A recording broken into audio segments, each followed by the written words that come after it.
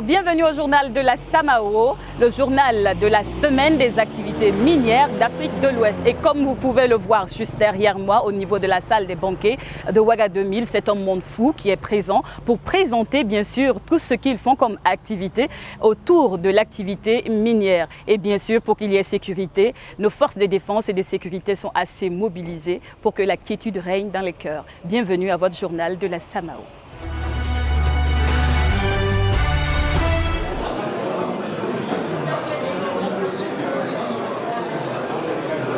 Alors, on est ici au niveau du stand du Maroc, pays invité d'honneur qui a une grande expertise en matière d'exploitation minière.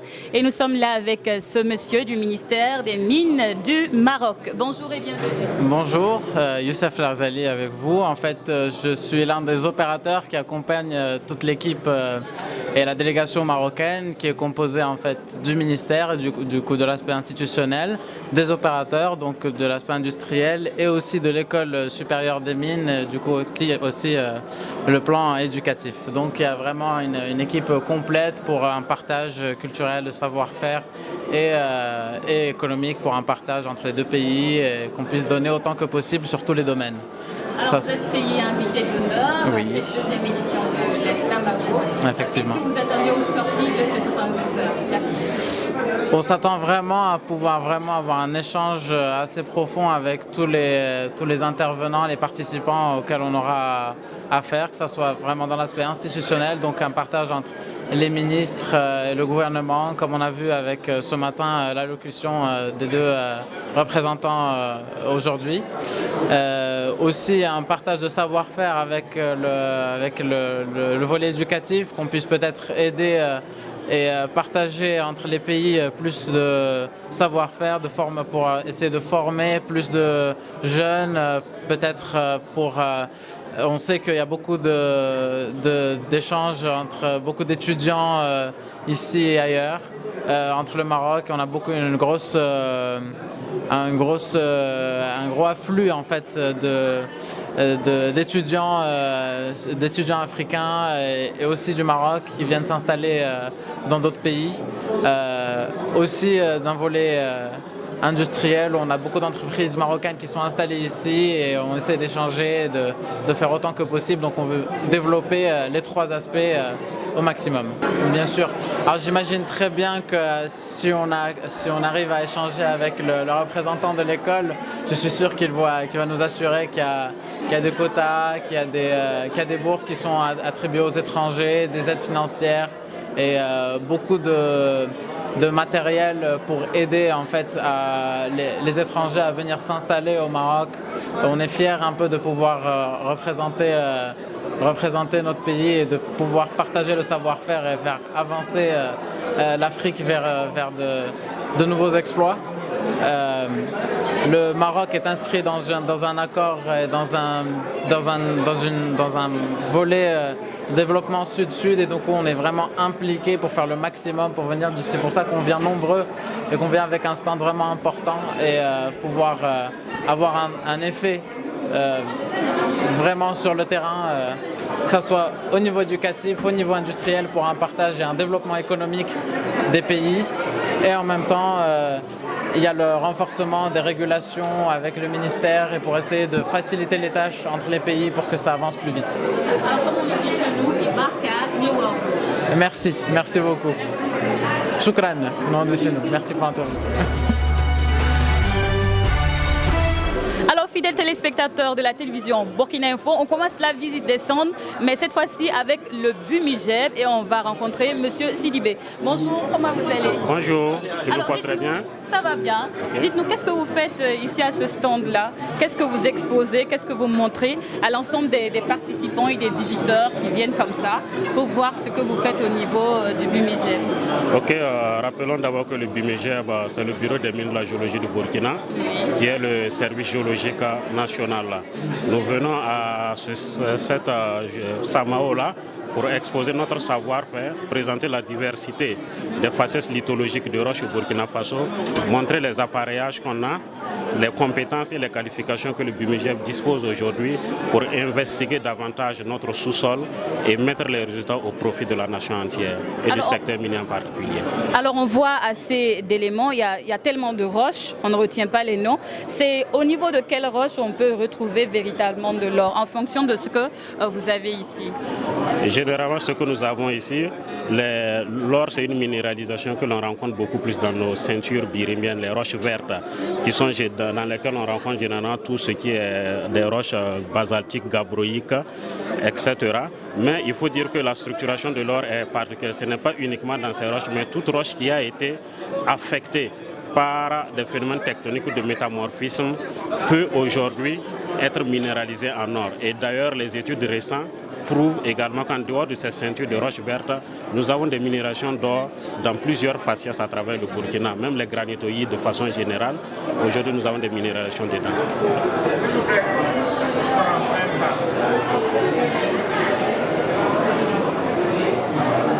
Alors, coup de chance, on se retrouve avec M. Tidiane Barry, qui est le président de la Chambre des mines de Burkina, mais il est également au niveau de IAM Gold et SACAN. Bonjour. Bonjour. Alors, quelles sont vos impressions par rapport à cette deuxième édition de la SAMAO à laquelle vous prenez part? Nous sommes très heureux de voir que la SAMAO démarre très bien. Nous avons assisté à la cérémonie d'ouverture ce matin. Et quand on voit vraiment les participants qui sont là, les sociétés minières, les experts, les consultants, les fournisseurs, on se dit que c'est vraiment une édition qui promet d'être très bien pour le secteur minier burkinabé. Alors vous êtes représentant de l'ensemble de la fêtière des industries minières ici au Burkina. Alors vous avez dit que c'est un cadre qui permet de faire des rencontres B2B, des rencontres d'échange et de connaissance bien sûr de certaines actualités, de certaines innovations. Alors vous êtes là aujourd'hui au niveau de la deuxième édition de la SAMAO. Qu'est-ce que vous attendez principalement pour votre société IAM Gold et SACAN? Oui, je pense que quand on regarde le thème de la SAMAO qui concerne vraiment les retombées indirectes de l'industrie minière, comment les sociétés minières peuvent s'intégrer dans le tissu économique local, je pense que SACAN est un très très bel exemple. Quand vous regardez cette société qui a commencé ses activités en 2010 et quand on analyse aujourd'hui toutes les externalités qu'il y a par rapport à l'exploitation des SACAN, la thématique est vraiment à propos et nous aurons de belles choses à partager, des expériences à échanger avec nos confrères ici. Merci beaucoup M. Barry. Merci. C'était un plaisir. Merci à vous. Merci. C'est une société installée au Burkina, ça fait 18 mois et qui est spécialisée dans la fabrication locale de détergents industriels à connotation écologique. C'est des dégraissants biodégradables. Voilà. Alors qu'est-ce que vous gagnez en participant comme ça à la SAMAO? La SAMAO, dans son concept, je pense que c'est une vitrine pour permettre une certaine visibilité des différents acteurs du domaine minier vis-à-vis de tous les participants. Donc nous, ce qu'on recherche en fait, c'est une visibilité. C'est une jeune entreprise qui cherche à se faire connaître. Alors, le dégraissant en lui-même, il n'y a pas de plus-value. Le dégraissant, c'est une solution qui existe depuis belle lurette. La plus-value chez nous, par contre, c'est sur le côté écologique. Parce que quand je présentais l'entreprise, j'ai dit tantôt que d'abord, ils sont fabriqués au Burkina. Et ça déjà, je pense que c'est bien pour la participation des acteurs burkinabés. Parce qu'on importe beaucoup de produits d'Europe et tout. Et si on arrive à faire un transfert de compétences et de technologies localement pour que nos frères, nos sœurs, nous tous, nous puissions participer à l'essor économique du Burkina sur place, ça c'est déjà pas mal. Mais le côté écologique est aussi important parce que les mines, pour le processus d'extraction d'or et tout, elles consomment, les mines en général, beaucoup de produits chimiques, plus ou moins nocifs, qu'elles reversent souvent dans l'environnement. Et d'ailleurs, les mines elles-mêmes sont conscientes de cet impact-là et elles font de gros efforts chaque fois pour limiter l'impact négatif sur l'environnement par leurs produits. Et notre produit donc rentre dans cette lignée-là de réduire l'impact sur l'environnement pour ne pas dire, en tout cas l'empêcher. C'est difficile d'empêcher, mais on peut le réduire fortement de telle sorte que l'activité se fasse dans des conditions optimales. Bon, c'est bien, on vient faire l'extraction, on gagne de l'argent, mais on laisse aussi aux générations futures un environnement voilà, correcte, quoi. Donc la plus-value chez nous, c'est d'abord un esprit de patriotisme. C'est des produits faits au Burkina qui ont des qualités aux standards internationaux et ça permet d'offrir aux générations futures un environnement moins dégradé, on va dire. Voilà c'est ça notre vision. Merci beaucoup. C'est moi qui vous remercie. C'est fini. Voilà, merci. Alors, fidèles téléspectateurs de la télévision Burkina Info, merci de nous retrouver pour cette deuxième partie du journal de la SAMAO. Et comme je vous l'avais annoncé, la SAMAO, ce n'est pas uniquement ceux qui viennent visiter les stands, c'est aussi des entretiens. Et dans ce cadre, je reçois pour vous M. Brahima Sorgo, qui est le secrétaire permanent du SAMAO, c'est-à-dire de la Semaine des activités minières de l'Afrique de l'Ouest. Bonjour et bienvenue. Bonjour, madame. Alors, 72 heures d'activité, c'est un monde fou qui est mobilisé. Alors, qu'est-ce qui est fait sur le plan de la sécurité de ces personnes et combien de participants sont attendus pour participer à cette deuxième édition de la SAMAO? Ok, merci bien, madame. Alors, aujourd'hui, sur l'organisation de la SAMAO, ce que nous pouvons dire au côté sécuritaire, c'est que nous avons mis tout ce qui est en tout cas comme moyen à notre disposition pour pouvoir assurer la sécurité des participants. Parce que vous le savez, le contexte oblige, il faut prendre les dispositions pour que cette manifestation puisse se passer dans la sécurité et qu'il n'y ait pas de problème. Parce que ça y va aussi de l'image de notre pays. Et de ce plan, en tout cas, nous pouvons être rassurés. La commission sécurité que nous avons créée cette année est en charge de cette question et elle nous rassure, elle nous rend compte à tout moment. Donc nous sommes en tout cas satisfaits de son travail et au passage nous les félicitons. Alors pour cette édition, il faut le dire, comme l'année passée, nous avons dans notre prévision, nous souhaitons avoir au moins 1000 participants. Et à cette étape, il faut le dire, il y a 4 jours de cela, lorsque nous avons fait le bilan de la distribution des badges, nous étions déjà à 1200.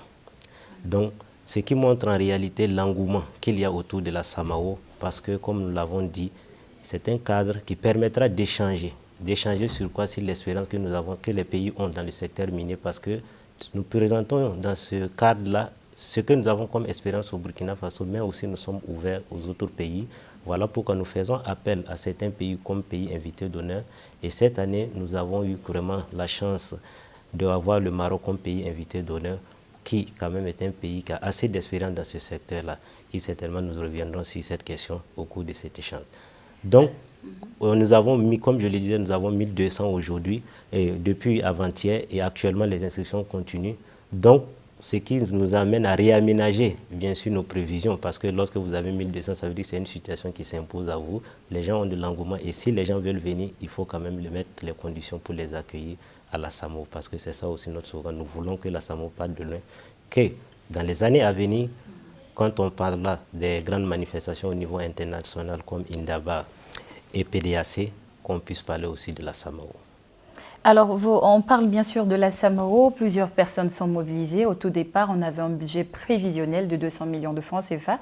Est-ce qu'on peut dire qu'aujourd'hui, les caisses sont bien pleines? Alors, dire que les caisses sont bien pleines, c'est trop osé. On pourrait peut-être dire que le budget est équilibré, parce que lorsque vous, en termes de recettes, vous arrivez à exécuter vos recettes et vos dépenses, et les recettes sont identiques, donc il n'y a pas de problème. Donc actuellement, on peut dire que le budget est équilibré. Voilà. Mais on continue d'enregistrer, comme on continue d'enregistrer des inscriptions. Et les derniers stands, nous les avons cédés il y a 2 jours de cela. Donc lorsqu'on va s'asseoir pour faire le bilan, on verra réellement ce qu'il y a. Et c'est ce que je vous disais, il y a la question sécuritaire. Et lorsqu'il y a la question sécuritaire, il faut mettre les moyens pour sécuriser cette grande manifestation qui est une grande envergure. Et aussi, au-delà de cela, il faut bien organiser. Qui dit bien organisé, il faut mettre les moyens qu'il faut pour que les gens qui viendront à la SAMAO puissent se sentir à l'aise. En tout cas, à ce niveau, soyez-en rassurés. Depuis hier, je suis sur le terrain, je suis rentré tout juste pour m'échanger et revenir voir ce qui se passe, parce que je veux que cette manifestation puisse se passer dans la sérénité, dans le calme, et que tous ceux qui ont participé à cette SAMAO, en tout cas, puissent se sentir à l'aise, puissent avoir les résultats attendus, même s'ils n'ont pas les résultats à 100%, qu'au moins on a un résultat attendu au-delà de 50%. Ça, c'est notre souhait. Alors, on a la présence très remarquée du royaume chérifien, bien sûr que l'on parle du Maroc. Qu'est-ce qui a justifié le choix de ce pays? Est-ce que c'est pour aller vers la coopération sud-sud? À ce niveau, ce qu'on peut dire, c'est qu'il y a déjà la coopération qui existe entre le ministère des Mines du Burkina Faso et le ministère des Mines du Maroc depuis 2000. Donc, c'est un accord qui a été signé depuis 2000. Alors, nous sommes orientés vers le Maroc. Il faut dire qu'en réalité, c'est une autre question. Parce que quand vous prenez le secteur minier, il y a deux sous-secteurs. Vous avez le sous-secteur des mines et le sous-secteur des carrières. Et actuellement, le sous-secteur des mines est en vogue. Donc, du coup, vous sentez que le sous-secteur de carrière est un peu noyé, si je peux me le permettre. Donc, c'est ce qui nous a orientés en fait vers le Maroc, quand même, qui est un pays de tradition dans le domaine des carrières. Parce qu'ils ont un grand groupe qui s'appelle OCP, qui exploite le phosphate. Donc, le phosphate qui est une substance de carrière. Ils ont bien sûr d'autres substances de carrière qu'ils exploitent. Donc, dans le domaine minier, certes, ils ont de l'expérience, mais quand même, ils ont beaucoup d'expertise dans le domaine des carrières. Donc, c'est ce qui nous a orientés vers le Maroc. Comme l'année passée, nous avons donné plus de visibilité au sous-secteur mine. Cette année, il faut équilibrer les choses. Il faut aussi permettre aux carrières d'émerger. C'est ce qui fait que cette année aussi, vous avez la présence très remarquée des sociétés de carrière du Burkina Faso, donc principalement COGEB qui nous a accompagnés au niveau des sponsoring diamants, au niveau des carrières, et Isakan qui a accepté de nous accompagner au niveau du secteur minier comme sponsor diamant aussi. Donc, nous les remercions pour cette contribution, mais nous remercions aussi tous ceux qui ont contribué pour que cette édition de la SAMAO puisse être vraiment un succès, parce que, vous le savez bien, c'est sous le très haut patronage de son Excellence Roch-Marc Christian Kaboré, président du FASO. Donc, on avait le devoir de bien organiser pour que quand même on puisse présenter, comme j'allais dire, une belle image devant tous ceux qui viendront participer à cette édition de la SAMAO. Alors, une belle image qui attire assez de monde au niveau de cette deuxième édition de la SAMAO. Pourquoi le choix précis de ce thème? Quelle stratégie pour une meilleure intégration du secteur minier aux économies des pays africains? Ok, alors, il faut le dire, le choix du thème, c'est lié à ce que nous constatons de manière générale. Alors, lorsque vous prenez depuis plusieurs décennies, plusieurs pays sont dans le domaine sont en train d'exploiter leurs ressources, tout confondu. Vous avez les mines, les carrières et autres, bien entendu. Donc, quand vous regardez les études qui sont menées actuellement, la tendance est qu'on ne sent pas une véritable intégration des recettes de cette exploitation-là au niveau de l'économie nationale. Donc, de ce fait, nous sommes obligés de voir quelles sont les alternatives ou du moins les stratégies qu'il faut déployer pour pouvoir intégrer ce secteur-là à l'économie nationale. Lorsque, par exemple, les sociétés minières déjà, à travers les RSE, essaient d'apporter quelque chose au niveau des localités où elles sont implantées. Et vous avez également la question du Fonds minier de développement local qui a été institué par le Code minier de 2015. Tout ça est parti du fait qu'on a senti que le secteur minier n'est pas intégré comme on le souhaite dans notre économie. Ce n'est pas seulement une question au niveau du Burkina Faso, cette question aussi est ailleurs. Donc vous avez le fonds minier pratiquement un peu partout. Donc, et ça est devenu même, comme j'allais dire, la mode. Donc les pays sont en train de réajuster leur code pour aller dans ce sens-là. Donc tout ça, c'est parti du fait qu'il y a un constat qui est là, c'est que l'exploitation des ressources minières n'est pas intégrée véritablement. Ça ne veut pas dire que ce n'est pas intégré, mais véritablement n'est pas intégrée dans l'économie nationale. Et quand vous regardez, lorsque nous prenons le cas du Burkina Faso, où nous avons, depuis en 2016, comme contribution aux recettes de l'État, près de 198 milliards. Alors, et vous savez que nous sommes, quand on parle au niveau du Burkina Faso, on parle de panier commun, les recettes ne sont pas séparées. Donc, tout ce qui tombe dans le budget de l'État sert à gérer toutes les préoccupations de ce pays-là. Donc, du coup, on ne sent pas l'apport au niveau de la population de base. Certes, il y a des royalties que nous prélevons pour injecter dans le budget des communes minières qui sont destinées à la mise en œuvre des plans communaux de développement. Mais au-delà de cela, il faut qu'on arrive à capitaliser tout ce qui est économie autour de la mine. Donc, au-delà même du fait qu'il y a les recettes qui sont générées, il y a aussi notamment la question des fournitures des biens et services qui aujourd'hui, au niveau local, nos entreprises n'arrivent pas à satisfaire. Donc du coup, c'est des profits que nous perdons au profit de l'économie. Parce que vous avez des personnes qui viennent de l'extérieur qui s'installent pour faire cette activité, qui en réalité on pouvait le faire ici avec des entreprises, qui allaient non seulement fournir des recettes à l'État, mais qui allaient aussi générer des emplois pour les populations. Alors, lorsque vous avez une entreprise qui vient de l'extérieur pour faire de la fourniture locale, bien vrai, on aura des emplois, mais ça sera réduit puisque elle aussi, elle va venir avec des cadres qui seront à des hautes responsabilités au niveau de ces sociétés-là.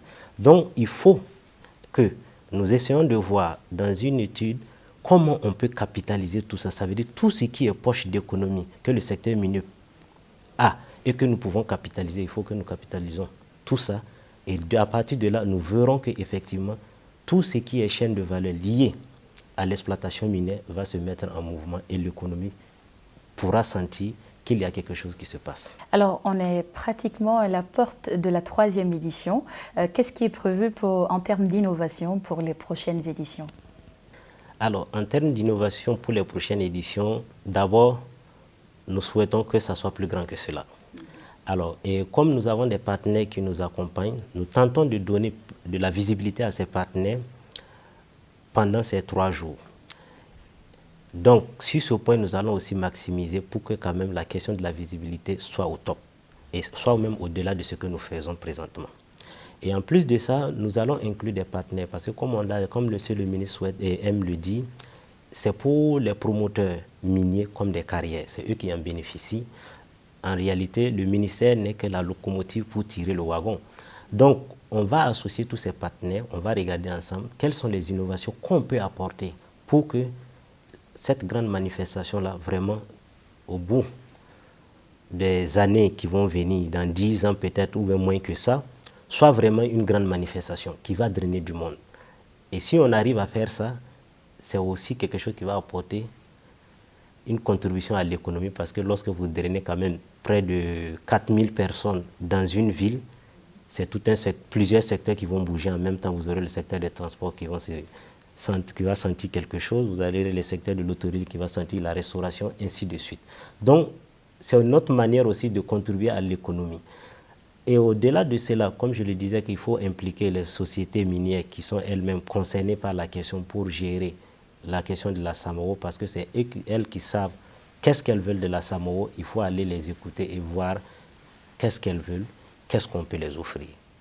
Donc à ce niveau, nous avons plein d'innovations, mais le ministère seul ne peut pas décider de ces innovations-là. C'est en échangeant bien entendu avec ces sociétés minières qui sont plus bénéficiaires de cette manifestation que nous arriverons à trouver réellement les innovations qu'il faut. Merci beaucoup, Monsieur Brahima Saorgo. C'est un plaisir de vous recevoir dans le cadre de ce journal de la SAMAO. Merci. Merci bien, madame. Fidèles téléspectateurs de la télévision Burkina Info, merci de nous retrouver pour la seconde partie de l'entretien de votre journal de la SAMAO. Et dans ce cadre, on reçoit sur ce plateau Monsieur Bamouni, qui est le directeur exécutif de la Chambre des mines de Burkina. Bienvenue. Alors, qu'est-ce qui justifie votre présence à cette 2e édition de la SAMAO? Je vous remercie.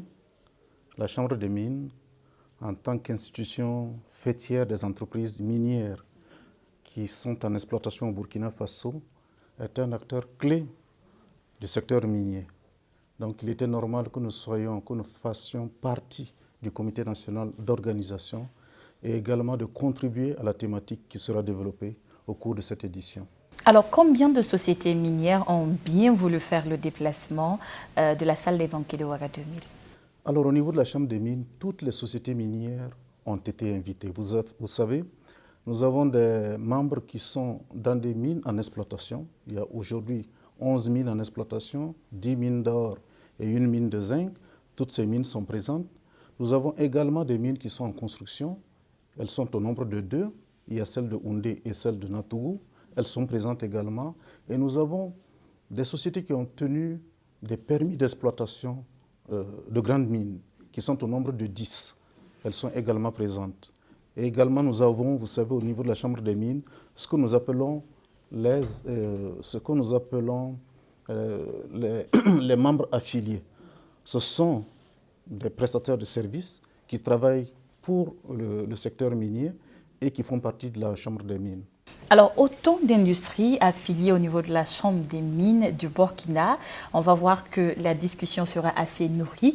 Et concernant cette thématique actuelle d'aujourd'hui, qu'est-ce que vous comptez faire au niveau de ces industries que vous représentez pour que l'impact de l'exploitation minière soit ressenti du côté des populations burkinabées? D'abord, nous allons proposer une communication qui va s'intéresser à la fourniture de biens et services. Parce que des études ont montré qu'aujourd'hui, il n'y a que 14% des entreprises burkinabées qui peuvent capter le revenu minier. Et même dans le cadre du PNDS, il est demandé que ce niveau puisse passer à 25%. Donc nous allons développer ce thème pour montrer ce que la Chambre des mines pose comme action afin de renforcer les compétences des PME pour qu'elles puissent répondre aux exigences des mines et obtenir plus de marchés auprès des mines. Aussi, nous allons montrer qu'il y a une possibilité aujourd'hui qu'à partir des mines, on puisse produire de l'énergie renouvelable qui puisse non seulement servir aux besoins de la mine et aussi peut-être servir aux populations riveraines des entreprises minières.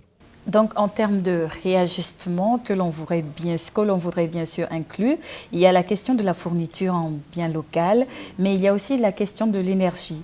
Et en plus de ces discussions, à quoi devons-nous nous attendre? Il faut dire qu'en marge de la SAMAO, la Chambre des mines a accueilli la Fédération des chambres des mines de l'espace, CEDEAO. Cette fédération a été mise en place au Ghana en 2016 et elle a eu ses premières réunions statutaires à Abuja au Nigeria en juillet dernier. Et au Burkina, cette fédération est là pour organiser ces réunions statutaires et également participer à la SAMAO. Il faut dire que dans les organes de direction de cette fédération, le Burkina a eu une place importante qui est celle de la trésorerie. Et la Chambre des mines du Burkina sera chargée de gérer les fonds de cette fédération. Alors, êtes-vous de ceux qui sont optimistes quant à l'avenir minier au Burkina? Oui, je pense que nous sommes au début du boom minier parce qu'il y a beaucoup de potentialités qui ne sont pas encore explorées au Burkina Faso. Si on prend l'exemple même des roches qui sont favorables au dépôt, au gisement minier, en Afrique de l'Ouest, le Burkina regorge la majorité de ces roches. Le Burkina a 21% de roches favorables au gisement minier et il produit à peu près 40 tonnes d'or par an. Le Ghana a 19% et il produit 90 tonnes d'or par an. Et le Mali, qui n'a que 10%, produit 44 tonnes d'or par an. Cela veut dire qu'avec nos 21%, nous pourrons peut-être être au même niveau que le Ghana, sinon aller plus. Donc on a du potentiel qui est inexploré, il faut l'explorer, il faut multiplier les minéraux au lieu d'exploiter seulement que de l'or, chercher d'autres minéraux et également mettre en place une loi, je dirais un code minier attractif également pour pouvoir attirer les investisseurs. Alors merci beaucoup Monsieur Bamoni, merci pour ces quelques minutes. Fidèles téléspectateurs de la télévision Burkina Info, c'est la fin de votre journal de la SAMAO et on se dit au revoir sur ces belles images de cette salle de conférence au niveau de la salle des banquets de Ouaga 2000. Rendez-vous est pris demain pour d'autres actualités avec bien sûr d'autres rencontres toujours intéressantes. Merci de nous rester fidèles.